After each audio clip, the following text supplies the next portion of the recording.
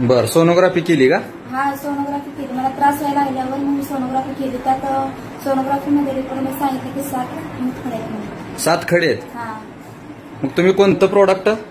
Element कंपनीचा product use केलं आणि युरिफ्लश 3 आणि डेली डेटॉक्स. युरिफ्लश आणि डेली डेटॉक्स किती महिन्यापासून यूज करताय? मी 2 महिने कंटिन्यू यूज केलंय. बरं, आता यातनं काय फरक पडला तुम्हाला?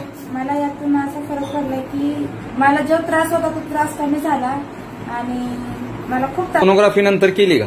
हा, मी हे प्रोडक्ट यूज केल्यानंतर मी 2 महिन्यानंतर सोनोग्राफी केली. तर सोनोग्राफीमध्ये सांगितलं की एकच खडा राहिला. एकच खडा राहिलाय?